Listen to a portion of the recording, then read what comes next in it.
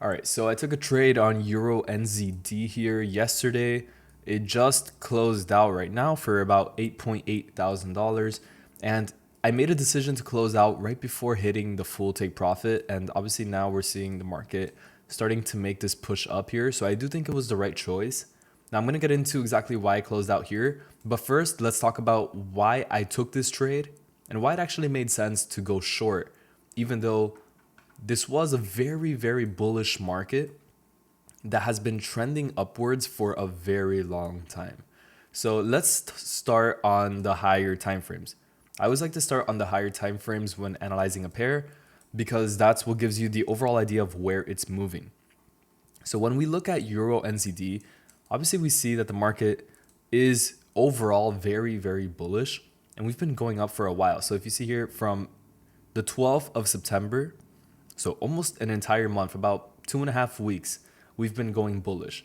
And obviously this does mean that the trade that I took was a counter trend trade, especially if you're looking at the daily. Now, if you're looking at the weekly time frame, it's also extremely bullish. So it was against the daily and the weekly. Now, this does not align with my strategy, if I'm being 100% honest, because I'm supposed to take trades that follow the daily and the weekly. But I just took this trade because one, I think I just wanted to take a trade really badly. It was already Tuesday. I hadn't taken a trade in a week, so I really wanted to. I think that kind of, you know, changed my bias a little bit. And because I saw certain things in the market that made me confident about this position, we're going to get into what I saw. So first of all, market structure. If you look at the market structure to the left, I'm looking at this right here. So I'm looking at higher lows and higher highs. And what I'm looking at here is, are we going to continue to make these higher highs and higher lows? Because what I saw was that the market stopped forming them. As you see right here, this was a high, or this was, sorry, a higher low if you look at the left.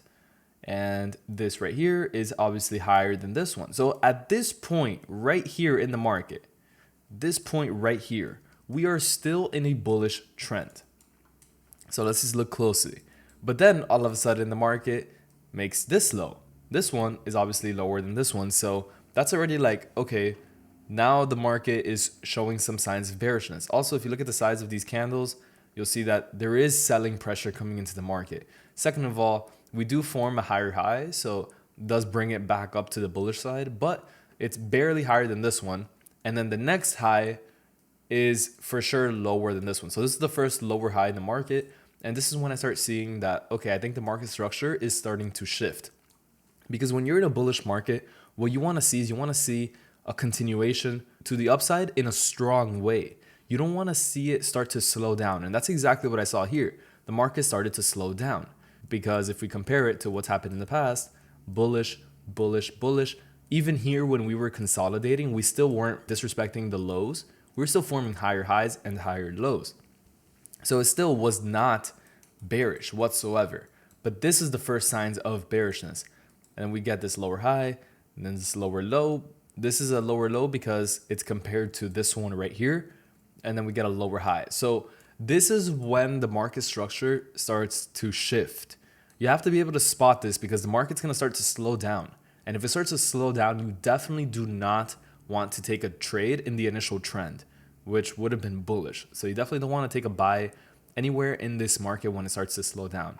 Now, sells can be risky, which is why you need multiple confluences to take them, which is what I waited for here in this trade. So I had the first confluence, which was lower lows and lower highs. And the second confluence that I had was the EMA. So the 50 EMA that I'm using started to act as a resistance area. And instead of price using it as support for how it did for such a long time, it actually started to do the opposite. So it started to use it as resistance here because the EMA shifted. It started to go from beneath price to over the price. And when the EMA is over the price and the market is holding it as a dynamic form of resistance, then it's likely to actually continue to go down.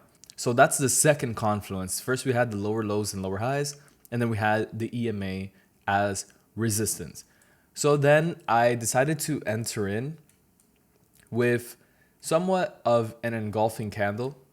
More or less is kind of an engulfing candle right here, but it was still smaller than the previous one. So I'm not going to go ahead and count this as a confluence. I think I might have taken a look at some smaller time frames, but the main analysis was honestly on the 1 hour, 2 hour, and I did check out the 4 hour time frame, but the 4 hour time frame did look very choppy. So all in all, it's safe to say that this was not an A plus trade.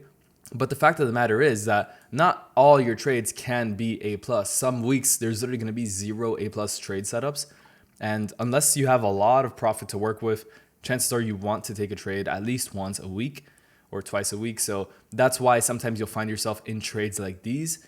And all in all, I didn't care too much about the entry on this trade. I was looking more at the overall idea, the idea that we were going bullish, we were having a shift, and I think the next move is going to be to the downside.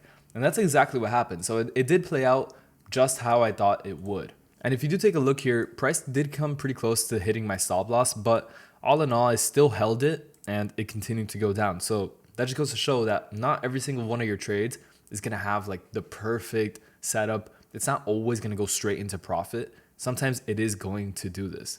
This right here is a great example of a trade where even though, yes, it's not fully aligned with my strategy because the daily time frame and the weekly time frame were not trending in my favor. I do think the 4 hour was in a transition phase, and obviously the 1 hour time frame, which was my main time frame for this trade, had officially shifted to bearish because of two reasons: lower lows and lower highs, and price trading below the moving average. So if you take a look at the profit that I made on this, it was about $8,000, 8.8K, and that's a little bit smaller than I usually would. So I did lower my risk slightly on this trade just because, wasn't an A plus setup. I didn't have as many confluences as I could have had, but I still risked almost the same amount. So it's not like I'm cutting my risk by half. I was still risking almost as much, just a little bit less due to having less confluences. So I closed out right around here. The reason why is because I can see that the market is slowing down. I can see that now that we're starting to form this bullish candle here, that's not what I want to see. I don't want to see it pull back now, because if I'm already up $8,000 or $9,000 down here, then why do I have to wait for it to now pull back close to break even? So now I'm only up like 2,000 or 3,000, and then I have to expect it to make the next move down just to make an extra $3,000. It's not worth it for me to take what is already a very good profit and then have it turn into almost a break-even trade. Because then if I have to keep holding this trade, that also costs me money because one, in swap fees. So the fees cost money, but apart from that, because that's a small cost, it's costing me money in lost opportunities. Because the longer I stay in this trade, the less that I can go and trade other pairs like AUD CAD, AUD JPY. I'm stuck in Euro NZD. So if I see an opportunity to take out like 80% of my profit right away in the first move down, the first leg of the move down, then I'm going to close out right away instead of having to wait for it to retrace and continue down and hopefully continue down in the bearish market structure, especially on a trade that I'm trading against the overall trend. So I'm trading against the overall trend. It's risky. This market could technically go bullish, and it wouldn't be wrong for doing that. I do still think it is going to go down, of course, because that's obviously why I took the trade. I do think it's going to go down towards 2.01400, but I'm not going to go ahead and take that risk for an extra 20% profit or 30% profit. I already got the 80% profit, so I'm just going to close out right away with that first initial move. So you have to be smart and calculated. Yes, I do like holding my trades, but you also have to be smart. You have to be smart and make the most logical choice. So that's why I closed out right here. I think a lot of people can learn something from this because most people would just hold and hold and hold until the market eventually reverses completely against them. So you got to have a plan for exiting out, especially if it moves straight down like that. Now, I do want to make more of these little trade breakdown videos. So if you guys enjoyed them, leave a comment below and I'll do more of these videos. This is more of like a raw style video, just me explaining my thought process behind the trade. And for the next one, I'm actually going to try to record it more like in real time.